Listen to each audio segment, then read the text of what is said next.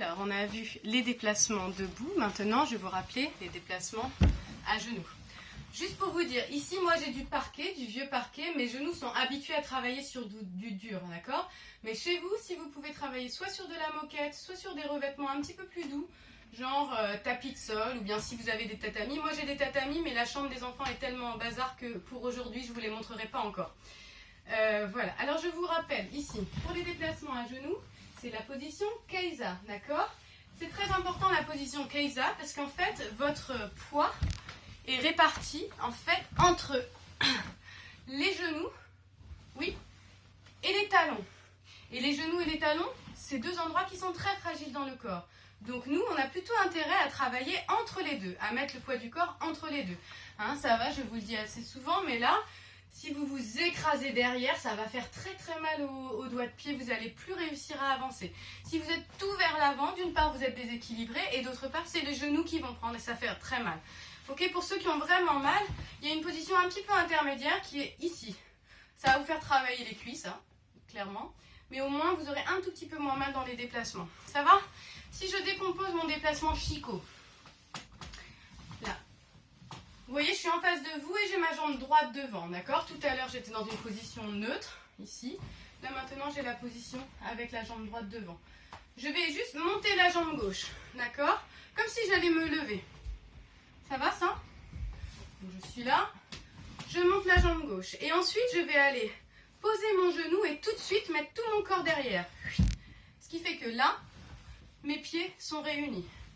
Ok? Et puis ensuite, j'ai l'autre. Je pose, je réunis tout.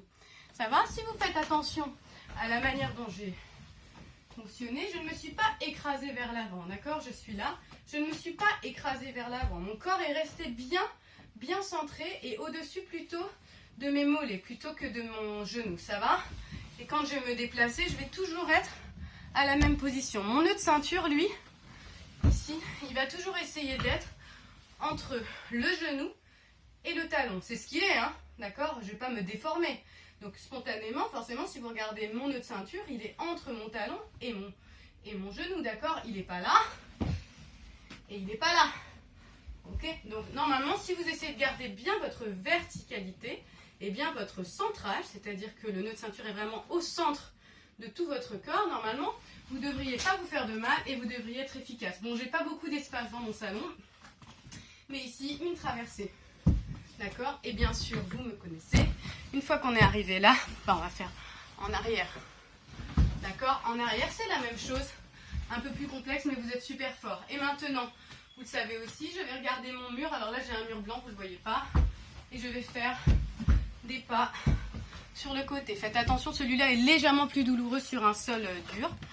On se retourne. Là, maintenant, je suis face à ma bibliothèque que vous ne voyez pas non plus. Et je fais des décalages sur le côté. Ça va, ça? Maintenant, vous vous souvenez, le pivot. Là, sur un sol dur, ça fait très très mal de pivoter, d'accord? Donc, je vais vous proposer d'utiliser vos mains. Ok?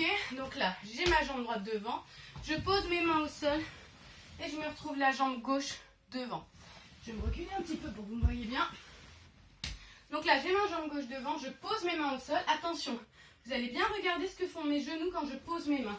Ils vont se réunir entre mes deux mains pour pouvoir ensuite se redécaler. Ça va? Je pose mes mains, mes genoux se réunissent entre les deux mains et je me décale. Ça va, ça? Ok? Pour ceux qui ont des sols, bien sûr, moins durs que le mien, ici, et un peu d'espace, vous pouvez vous amuser à tourner vraiment avec vos bras. Ici, tournez avec vos bras pour alléger le corps. D'accord? Et ensuite, quand vous êtes bien chaud, essayez d'être bien centré et je vous propose, on tourne et on essaie de se relever. Ah, c'est pas facile.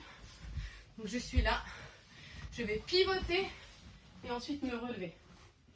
Je redescends, je vais pivoter et ensuite me relever.